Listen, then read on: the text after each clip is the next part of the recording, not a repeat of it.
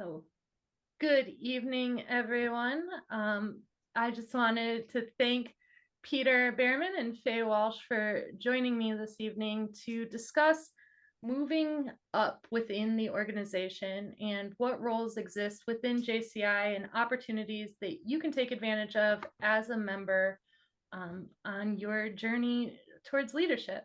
So, thank you both for taking time out of your evening to talk to our members today. I figured we'd go ahead and get started by just giving a little bit of background on your JCI journey, maybe some of the roles that you have held for those who are not as familiar. So, Faye, do you want to go ahead and get started first? Sure. So I joined the Ann Arbor JCs in July of 1999. So I was a member in the 1900s, as I like to joke, which makes me feel a little bit older, but it's also a good conversation starter as well. But I got involved very quickly, started serving as a project chair, and then got onto the board of directors, held a couple of roles. Actually, the first role I ran for as an elected position, I lost in a contested race. So I do like people to realize that contested races are not bad. My leadership journey did not end there. But ultimately, I served as chapter president and then went on to the state level, served in a couple different roles of program manager, a couple vice presidents, and then had the honor of being the state president in 2009. And then I didn't feel like I was quite done yet. I felt like I still had more to give to the organization from all that I had learned and gained in knowledge and skills over the years. And I wanted to give that back at the national level. And so, again, took on several opportunities, national vice president, and then several of the key appointed officers on the executive committee, and then ultimately served as the 94th president of JCI USA in 2014. And then IPP, and then I was done formally. Served in some advisory roles after that, but officially my path of JC leadership, I think it went about 15 years in total from start to finish. But that is what I did. That's awesome. I think we discovered on a call earlier this week that my first national conference was your election meeting for national president, which was kind And of I didn't realize that either. So I was really surprised when you said that. I was like, wow, you have been around longer than I thought about too. So yeah, I'm joking. I've been here forever secretly. So with that, Peter, do you want to share sort of your background and your history within JCI? Absolutely. Just thinking about that, it hasn't even been 15 years since I joined the organization I yet, think you right? and I joined it around the same time. I babies, joined the babies. organization in 2010. I was first involved with my chapter at Livonia, where I was the treasurer for several years and also the executive vice president of Livonia for 2 years. At that point, I decided to step up to the state board where I was legal counsel for 2 years. And in 2017, I served as the 93rd president of JCI Michigan. Um, I, like Faye, kept going to the national board. In 2018 and 2019, I was on the executive board for JCI USA as the national legal counsel. And currently, I'm the primary advisor for JCI Michigan. Awesome. Well, sort of as a follow-up, because I know, Faye, you served as an advisor too. Can you kind of explain the role of an advisor? That one has a little, you know, it's not as clear cut as some of the other roles on the board of directors. Sure. So when you think about the advisor, like the primary advisor role that Peter's in right now, it's really there to help individuals who are interested in growing their leadership, both within the state as well as beyond, whether that be at the national or international level. And so it's really being in tune with the individual interests, but also being on the lookout for talent and skills and things that people, have. And people, members may get a tap on the shoulder that says, hey, I've noticed you and I've seen the things that you're doing. The role that I had was as a chair within the Mid-America Institute, and Institute's a political system. And so we have, I think, four or five different institutes throughout the US. And basically they're regional in nature, and the goal really is to use them as kind of mini training grounds, right? So sometimes it's really difficult to get to things that are at the national level, but it's a little bit easier if they're a little bit closer to home. And so the goal really is to continue to develop leaders and provide them with the skills and abilities that they would need to be a good leader at the national or international level. And so I would work with the other chairs from the other institutes, talking about up and coming leaders, kind of who we saw on, on the upswing, and, who we had our eyes on for the future, and thinking about the development opportunities that folks had. Because I think sometimes, people have an interest in something and they may have a development opportunity that they need to work on before they're really ready. And so it's sometimes having those tough conversations of like, yes, we think that you'll be a great leader. However, one of the things that, we really think that you need to get better at or be stronger at before you go to that level would be to do X, Y, and Z. And so we would have those conversations, and really just kind of, really think about the overall succession planning for the organization, and trying to help people come along, giving them helpful feedback and constructive feedback so that they can apply it in what they're doing, so that they can in turn be a better leader. So that was my role for about 5 years or so as the chair. And, one of the things that I've always enjoyed in this organization is mentoring and advising people on how to take advantage of the organization and make the most out of their membership. And so I feel like it was kind of a natural fit. And I guess I kind of have Peter to thank for for that opportunity when it was presented. So while I never needed to have an official title to do that, it was nice to be in the role, because I think I just have a lot of love and passion for the organization, and being able to help some leaders take advantage and move along, I think was a really, really fun reward for me. It was just a little arm twisting to get you to agree to do it. Yeah, right. That being said, one thing that you didn't touch on, I mean, yes, identifying up and coming leaders, but then advocating for those people who want to move up in the organization. That's one thing that you have, this whole set of advisors that is out there to help move you to what roles you want to do, whether that's a national role or international role.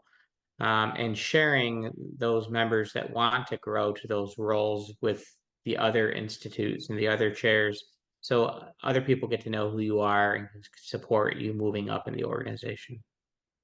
Yeah. And I'll add real quickly onto that. Just one of the reasons I think, I wasn't there when the institutes were formed, as contrary to popular belief, but I think one of the other reasons too is that, yeah, close. Is that it would be impossible for somebody to be familiar with people in every corner of the country, in who's got what skills and what do people bring to the table. And so by having these smaller regional institutes, and then having the chairs come to the table and advocate and discuss the talent that's on the way up, it just was it was a much more manageable process. And every institute's a little bit different in kind of how their personality, I'd say, and kind of how they approach things. I think ours does a really good job of training and developing and bringing folks along, and helping them to improve what they're looking to do. Yeah, I was gonna say, I think that the having someone in your corner advocating for you, while not always the end all be all of the situation, it does make things a lot easier, right? Like everybody expects you to say how great you are at something, but having someone else say, right, no, these are the skill sets, and being more objective, having not only that mentor but that advocate is a huge part of being able to realize maybe some of the aspirations that you may have. So we touched on it a little bit here, but I also want to talk a little bit about what made you decide to, continue your leadership journey. What made you step up, first at the chapter role, but then even to those higher levels. I feel like I called on Fay first last time. So Peter, I'm going to make you be in the hot seat first. What made me step up? Yeah. Well, it was people presenting the opportunity to me, that the opportunity existed, something that I didn't even realize existed when I first joined the organization. I joined the organization because I was looking to network.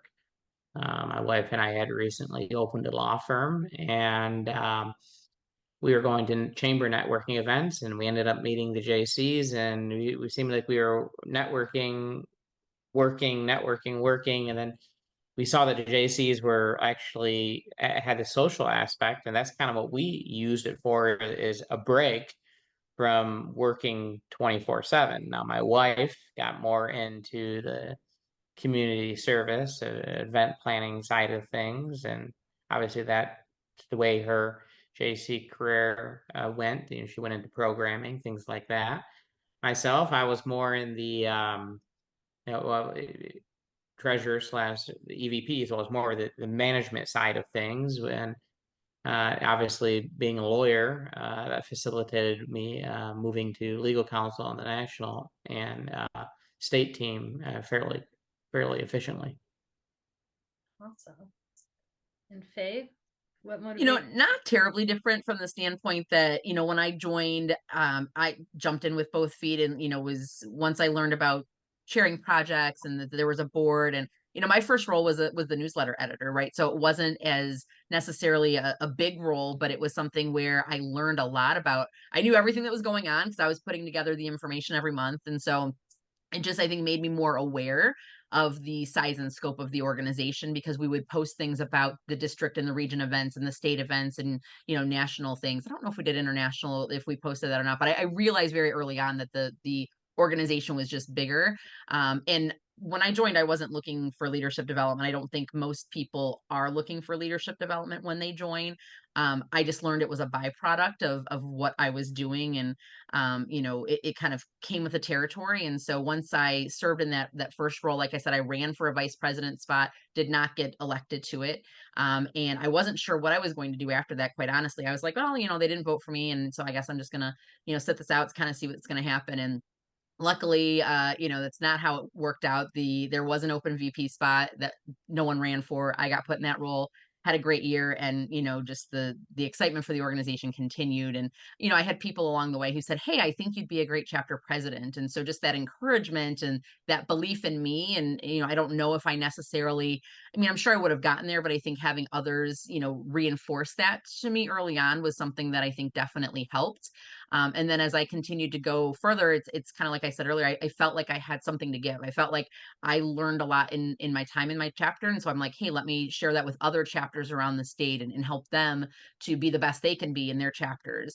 And then same thing, continuing to do that at the national level. So it was just always feeling like I had something to give. I wasn't done. I didn't feel like I had quite yet accomplished everything that I was meant to do in the organization. And, when I first joined, I don't know that I ever would have imagined that I would have been the national president, but I think as time went on, it definitely became a goal and something that I started to work towards and work with my mentors and my advisors to figure out how to get there. Yeah, it's funny to me how many, talking to people that have been in the organization for years, of how many of them say, I never thought that I never saw myself in this position. I never thought that I would run for that. I never thought that I would do X, Y, and Z. That was for other people. But, through continuing working in the organization, through meeting other people, it kind of fans that flame of maybe I would be good at this, maybe I have something to give. So it's very interesting how often that comes through. So I know I said that we were going to talk about some specific questions, but I do have one sort of off the script here.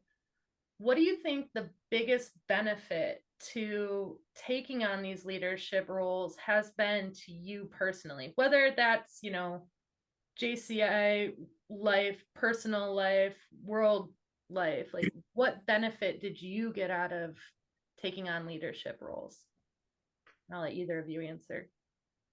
Well, the biggest benefit I got out of the organization was opportunities that I never would have gotten. A second family. Friends throughout the entire country. I stopped and go on to the international level, like some people have, but I know like you, Michelle, you have friends that are throughout the entire world. And those are things that you would just never get if you weren't part of an organization such as this. Well, and I like to say that too, and just kind of adding on that is when Peter says friends, like they're not just, people that you work with in a specific context. These are people that know the name of your pets and, spend time with you on your birthday, even if it's via Zoom, and, are looking for opportunities for maybe your career, like true friends, even if you don't necessarily see them day to day. And I think that is an important part. Faye, what about you? So I think a couple things. Things that I didn't know I enjoyed until I started doing in the JCs is I love training, and I never, that's not something I necessarily did before the JCs. Public speaking was something that I enjoyed, and I thought I was pretty decent at, but I 100% like grew that skill, learn how to hone and like know my audience and come with the right message, and really be able to leave people with a takeaway and things like that. Like that's something that I got to apply and learn over and over in the JCs. But when I think about professionally, I very much leveraged my JC experience as a leader and leading teams when I was applying for my first management position at, within my company, because I had never been a manager in my career. And so I had to show the transferable skills that I had from being the national president and from being, the state president, and how I managed virtual teams and, had to come to consensus, but set the vision and hold people accountable. And, those were things that, when I was interviewing for that first management role, I very much, leaned very heavily into my JC experience because I didn't have, the experience on my resume to speak to. So I had to use the JC experience, and it very much helped. My manager at the time said, absolutely, like slam dunk without a question. Once I heard what you've done in the JCs, I had no doubt that you could take this role and be successful in it. So I absolutely attribute that to the JCs. That's awesome. I think, you know, I try to express to our members that, success looks different for each and every one of us, and what we want is different for each and every one of us. But there are opportunities here within this organization that can help you achieve that, whatever that means for you. And it's, sometimes it sounds like those leadership roles can be a pathway to at least practicing or developing those things. So, one of the biggest questions that I get asked by members, they see, maybe they get to go to a national convention, they start to see some of the roles, or, right now we are in our elections process and a bunch of messaging is going out about certifying and stuff. But some of our members don't necessarily know how.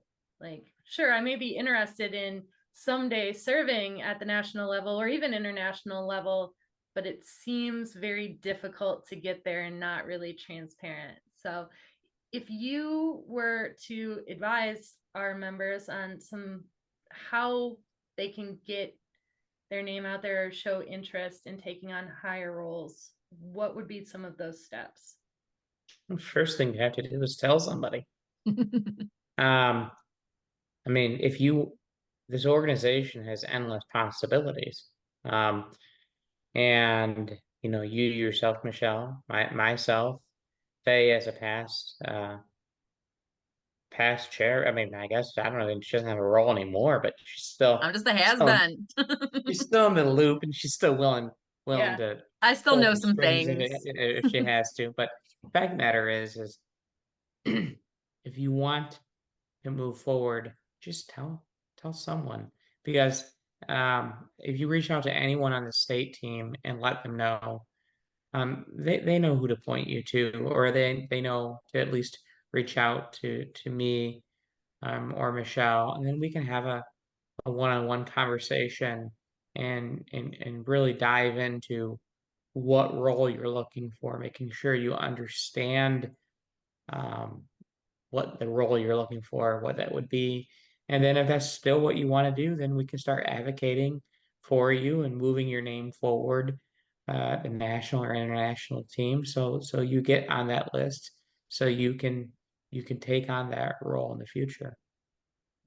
I think something that I'll add to that is that you don't even necessarily have to know exactly what role it is that you want to do, but just that you want to continue in the organization, here are my skills, here are my interests, here are my strengths. What do you think I would be good at? I've seen that happen a ton where, it's like, hey, I don't necessarily know what I want to do, but I want to be a part of it. And I want to contribute in some way. I just don't know what that is. And I think, we can have that conversation to help folks figure out where might be the best spot for them at a particular time. Yeah. One thing I would add to that too, because I think those are very critical, but in my experience, I think I frustrated both of you at certain points of being like, no, you know what? I think I'm okay, right? And part of that was fear related, but part of it was also not knowing, right? Not knowing what the possibilities were, not knowing what the role really was, or what stepping up looked like. And for me, a lot of understanding of those opportunities and being able to take advantage of them came from building relationships with people, right? You don't know what you don't know, but you start talking to someone, they're sharing their experiences and maybe they have a role that you've never even heard of, and just building that network, getting exposure, I guess, to all those different ideas. It kind of made me think of it when you said, Faye, that you didn't even know you were interested in training, right? Like I didn't even know training was a thing when I first joined the JCs, and somehow built a career out of it. And like if you had asked 23-year-old me who signed up as a member, like that wasn't a possibility. I didn't even know how to ask. But meeting people and taking advantage of going to trainings, then I met the trainers, then I took a JCI course, and then I realized that like that was a whole part of the organization. Opportunities existed there. So talking to people and getting to know people without necessarily an agenda, but just learning more, I think really helped crystallize that for me, and might make it so that you get a better idea to then have that conversation with Peter and Fay as well. It's one of those, take advantage of every opportunity because you don't necessarily know where it's going to lead you. Looking back, you can say, okay, this led to this, led to this. At the time, zero idea what was going on. But that, kind of leads into, we taking advantage of opportunities. You also You've done well for not knowing what? you've done well though for not knowing what you were. Stumbled like this. But thank you, sir. But one of those things that we do also have to take into account is you can't do all the things, or at least you can't do all the things well, right? And if your attention is driven in multiple different ways, at some point you are going to drop a ball or something like that. And so there are distinct considerations that need to be made before you decide to kind of take on a role. And for our members who are thinking like, hey, this sounds cool, but I'm not sure what I need to even think about, what are some considerations that our members should have before approaching leadership roles? And I'll turn it over to whomever. Well, I mean, we talked offline before tonight, but one of the things is making sure that if you're going to be moving up to a state position or international position or a national position, that your local chapter is healthy and they can afford, or you can afford to leave your local chapter in good hands with someone else. A lot of times we see someone who really wants to move on to the state or national team, and they're not willing to let go of their local chapter, or more importantly, their local chapter isn't content letting go of them.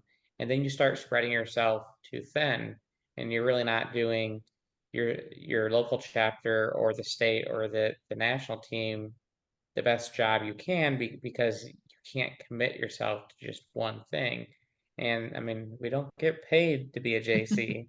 So, I mean, not getting paid, trying to do 3 full-time jobs and trying to make an income just doesn't always work out best for everybody.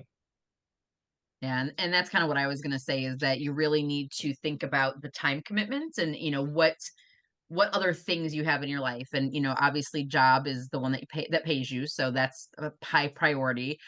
There are some roles that require, sign off from your manager that, they are supportive of you taking on a role. And so being able to have that honest conversation as to what the time commitment's going to look like. And I think it's important so that you can, level set expectations accordingly with all, appropriate parties, your, partner, significant other, family, whatever, thinking about the time that you spend with them and how that may be impacted. And then if there's other organizations that you're involved with, or your church or things like that, like everything has to kind of fit. We all only have the same 24 hours in a day. And so knowing that you can fully commit to the things that you have said yes to, and can do it fully, right? Because I don't think anybody wants to do anything halfway. And as Peter was saying, kind of having your toes in both waters, it becomes difficult because you're not able to fully give to anything. And so then you end up, you don't do your best, and people will see that, and that will certainly limit opportunities going forward. And so I think whatever it is that you decide that you want to do, give to it fully, be committed, make sure that you are able to, meet your obligations, and be able to manage everything, and balance it as best as you can. But I think that's definitely a huge part of it, is really being very, be very honest with yourself about, what you can give, and what you can't, and being able to, come to an agreement on what makes the most sense that way. Perfect. Yeah, that makes a lot of sense. And, one of the things we kind of talked about too, a little bit offline, and it's kind of speaking to what Peter was saying in terms of, the health of your chapter, while leadership is a ladder and the skills that we learn, we build on and we build on, and we can take roles farther up. Sometimes we can at the same time take steps up and down the ladder. And so I know, at least in my experience, in my JCI career, I bounced between state, local, international, state, international, state, local, like back and forth all the time. And in some of those cases, it was, just a role ended and there wasn't something else on the docket that I was interested in helping with. And sometimes it was, hey, we need you to serve in this role, help the team out or something like that. And it didn't really matter to me what level that was, but that, if you do step up and all of a sudden you realize that you are needed somewhere else, it's not necessarily a bad thing to kind of bounce between. We all care about the organization, and so there's personal growth, and then there's also organizational growth, and that's a balance too. And I'll say with that, Michelle, I'm an HR professional. And so I do a lot of work with career development and helping people to think about what their next steps are in their career. And so using the ladder example is something that I do quite a bit, because there's a lot of times when you can go side to side. Sometimes you'll take a step back. Ultimately, I think the thing that you want to make sure you're doing is gaining knowledge, gaining skills, gaining experience that will help you in whatever it is that you want to do going forward, right? Because you might take 2 steps back to take the ultimate step forward. And I think people just need, be open to it. And it's not a demotion. It's not a step back. It's, to me, it's always just been about getting more experience and getting more exposure, just helping to prepare you even more for whatever next roles are to come. That's a great point. And it's kind of a good segue too, because we talked about considerations almost like that, more structural considerations, right? Like family, job. But what are some like personal skills considerations or like motivational considerations that someone should have, or at least be thinking about when they're thinking about stepping up?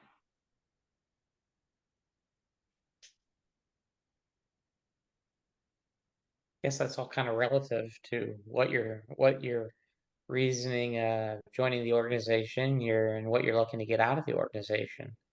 Some people join our organization and they're already leaders, they're already public speakers, they're already trainers, right? And maybe they're looking to network and share their leadership on a bigger scale. Some people join the organization for community service or networking and you can gain that by growing up in the organization as well. So that could be a very unique to each individual on what you're looking to get out of it. It kind of goes back to the same reason why you joined, same reason why you decided to get involved in the beginning. This is what you're looking to get out. But the organization has endless opportunities for whatever you want to get out of it. There's a path for you if you want to continue to serve. And I think just being able to take an honest stock of your skill sets and what you can offer, and maybe what your challenges are, maybe the things that you're not as good at and the things that you want to do, and being able to have that conversation with whoever the leader is that you're going to be working with, so that you have this mutual expectation around, hey, I'm really not as strong at public speaking, and so I really want to work on that. Do you mind if I'm the one who kicks off each meeting every month, or whatever it was? I mean, when I was a chapter president, I had a director who just told me, I'm not comfortable speaking in front of groups and I really want to get better at it. So at every general membership meeting and every board of directors meeting, she asked to be able to give a report so that she could work on overcoming that fear and getting more comfortable, speaking in crowds of varying sizes. And I thought that was admirable, right? That, she recognized it was a skill set that she was lacking, and then she really wanted to improve. And she talked to me about it. We said, yes, absolutely. Let's give you an opportunity to do that. And she did. So I think being able to take honest stock, sometimes, we're not always good at letting people know where their areas of opportunity are, because it's hard, right? You don't want to say, oh, hey, you're not great at this, because people don't want to hear that. But in leadership, I think you have to have those honest conversations. And when we talk to you about it, it's only to help you. It's only to ensure that you are as well-rounded as you can possibly be for whatever the ultimate leadership role is that you're going to take on. And if we can help coach you and bring you along with, training and coaching and things like that, then it's going to do nothing but make you more marketable and, better prepared for whatever that next leadership role is. Yeah. And I kind of asked this question too, because one thing, my local presidents this year, we had this discussion on our local presidents call about encouraging others to step up, right? That in some cases, an encouraging word or saying, hey, I've noticed that you're really good at doing X. Have you considered taking a role doing Y? I think you could really be successful at it. Can be that confidence boost that encourages someone to think about taking a role that they never did. However, pushing someone to take a role that they're not necessarily ready for, or they don't have that internal motivation, can sometimes be disastrous, right? Like, as Peter said, we don't get paid for this. In some cases, it can be a second or third full-time job on top of whatever that you're already doing. So there's got to be some sort of internal desire or drive that you can come back to when you're having a bad day or things get rough. And I think, sort of what you're saying, Fay, in terms of those skills, being able to do a hard analysis of where you're at and where you can grow, that in some cases those growth opportunities can be the motivation. One of the things when I stepped up this year to be state president, that I identified a growth opportunity is I wanted more practice doing more keynote style motivational type of talk as opposed to training and workshops. And that this was a great place where I could practice it without having a client who's going to ask for their money back if I totally tank it, or, I had more opportunity to practice and grow that individual skill set. Now, I mean, that's not the only reason, right? But it was something that I, as an individual, could get out of taking on a role and serving in something else that, I, at the end of the year, can say, I got better at X, Y, and Z, even if everything else stayed the same, right? And so understanding those kind of personal considerations, they're going to be, as Peter said, completely unique to every individual. But there's probably something to think about. What can you learn? How can you contribute? But what can you learn out of each of these roles to moving forward? And I think that goes to being open to roles that maybe would not have been number one on your list, right? So when I lost that contested race in my chapter, I ran for membership VP. I had been a recruiter for years. Membership, recruiting, like that was my jam. And so it was the logical choice for me. And when I lost, there wasn't another area that was like, like next runner up for me. I'm like, okay, whatever.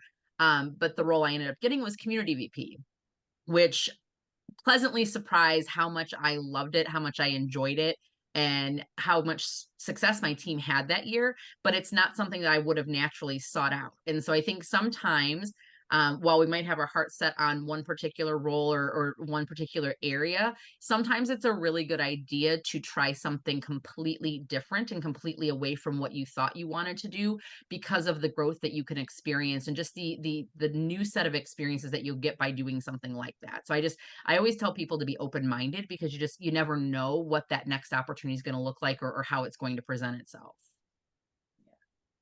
Perfect. And I think that kind of can lead to our sort of closing question here, because, the roles that I personally learned the most in were the ones that were the absolute hardest. And I felt probably the least prepared, or like least like I knew what I was doing when I took the role.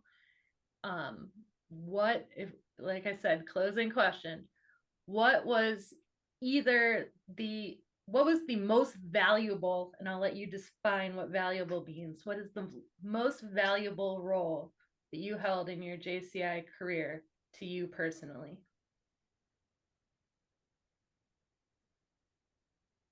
I'll go then. I was going to defer to Peter, but I will say truly it was chapter president.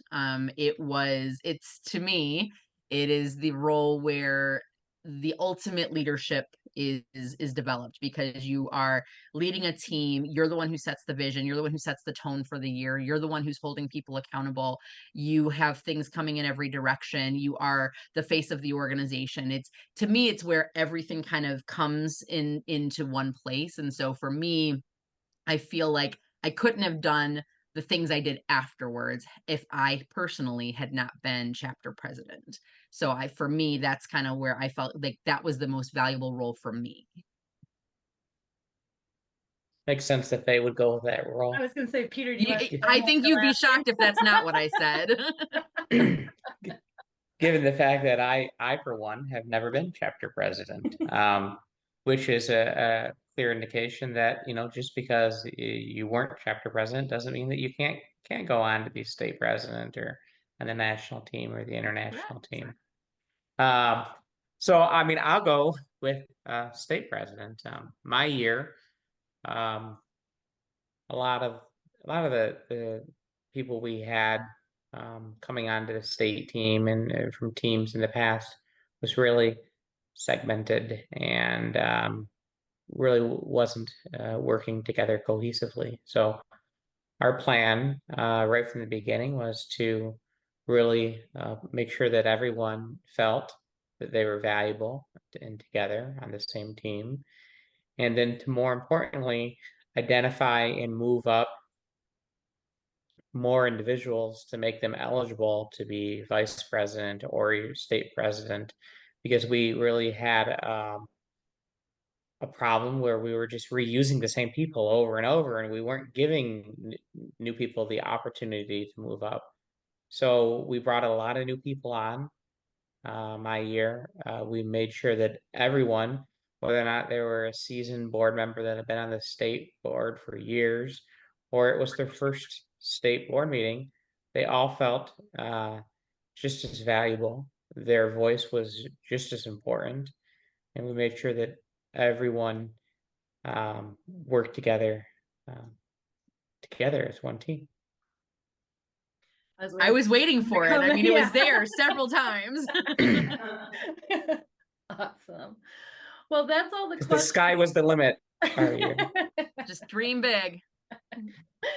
Well, that's all the questions that I had. Is there anything you have that didn't ask about that you think is important for any of our members to hear?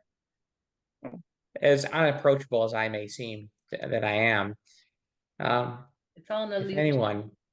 anyone ever wants to have a conversation, I'm pretty easy to find on Facebook. I think my phone number and email is somewhere on the website. If not, anyone on the state team should be able to direct you my way. Be more than willing and happy to have a conversation with anyone that wants to move up in the organization. And that goes for me too, even though I don't hold an official role as a past president at all levels. I, feel it's my duty to continue to move the organization forward in whatever way I can. And so more than happy to talk with folks. But at the end of the day, I think truly, sometimes we don't necessarily know what the opportunities are, and that's okay. Just, start asking questions, start talking with people. And, those who do know will help you figure it out and help support you and be an advocate for you. And help you figure out what your journey might look like. And while that might not be the same as mine or Peter's or Michelle's, I think everybody is entitled to the path that they want to have in order to move the organization forward. And I think have fun while you're doing it, because this is an amazing organization and we need great leaders to take it to the next level. Awesome. Well, I want to thank both of you for spending your time this evening, answering my questions and hopefully inspiring some people to really take, stock of what it is that they're looking for and what aspirations that they have to move forward. Both Peter and Fay have agreed to meet with people in person at our upcoming fall conference. I encourage you, even if you're not interested in taking a leadership position in 2025, having those conversations early, even if it's, hey, I'm vaguely interested and I don't know, right? Part of what Peter and Fay are both very good at, and lots of leaders within JCI Michigan will be willing to have these conversations with you. But one of the things that they're particularly good at is having the conversation that may draw out what aspirations or what future things could look like for you. So you don't need to come with I want to do this and then this and then this. Some sort of vague knowledge is or vague interest at that level is enough. So thank you, Peter. Thank you, Fay, both for everything that you do for the organization and for our members. You're very much appreciated. And we'll talk soon. Thanks, everyone. Thanks.